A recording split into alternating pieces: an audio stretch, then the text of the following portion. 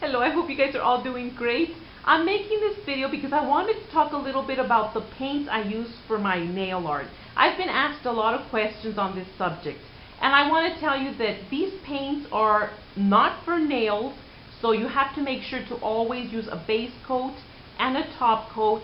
The ones I can recommend that I use are the water-based paints because I've never used the oil-based ones. I don't even know if you can use them for nail art, but I use the water-based paints, and basically I find them in the paint section where it's kids paint. And like I said, I've never had a problem with them being removed with the top coat. I've tried it with inexpensive top coats, and I've tried it also with the most expensive top coats, and they don't come off. They stay on pretty good. And what I do is I'm going to show you close up the ones that I purchased and where you can find them. One of the ones I use is the Crayola one, and this is the box it comes with. All of these come in this box, and I believe I paid about $7 for this, so you could see there. Just go to your local craft store or to the kids paint section. When I use these, like I said, I do have to wear a base coat and very lightly apply your first top coat, and I've never had any smearing or smudging when I use this. But the Crayola ones comes with white, green, orange, pink, yellow, purple, blue. I mean, Crayola has all sorts of colors in a variety of tones. And so for Crayola, this is the brand that I buy.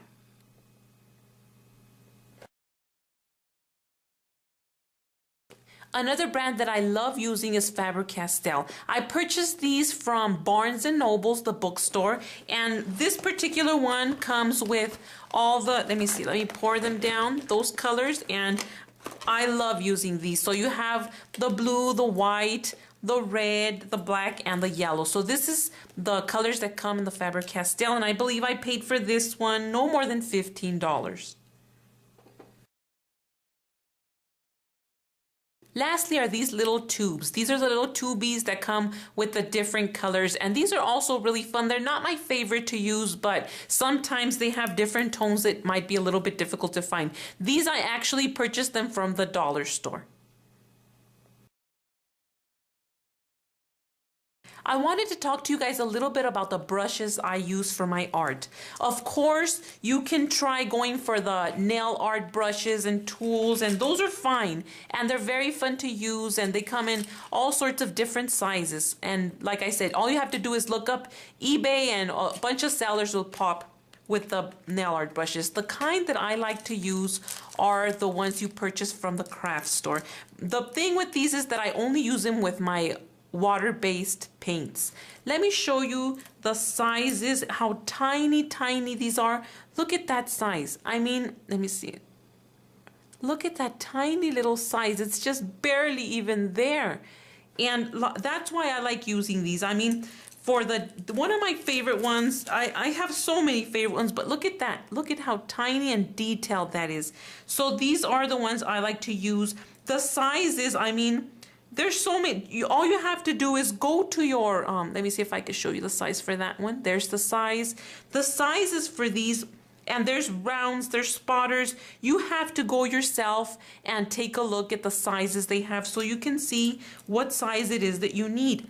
There's another size right there. But the thing is that you have to go take a look, take a little trip to your Michael's craft store or to any local craft store. Go to the art paint section, and you're gonna find all these amazing tiny detailed brushes that are great for doing tiny detailed designs. I don't believe I've paid over $5 for any one of these brushes.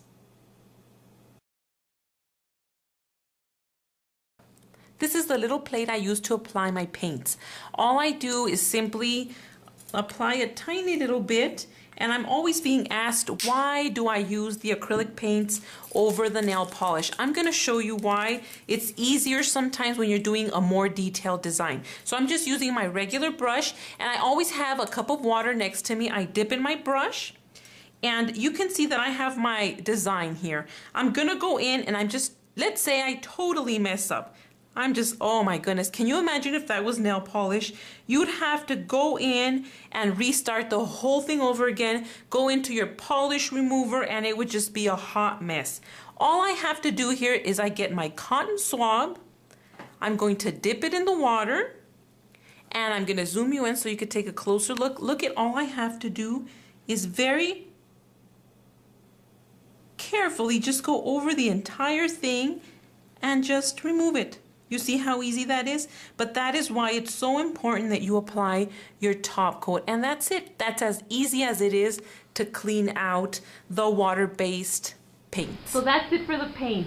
I hope you guys found this video useful and that you go out and be very creative, not being afraid to make mistakes because you can easily remove them with water. Take care and I'll see you next time. Bye.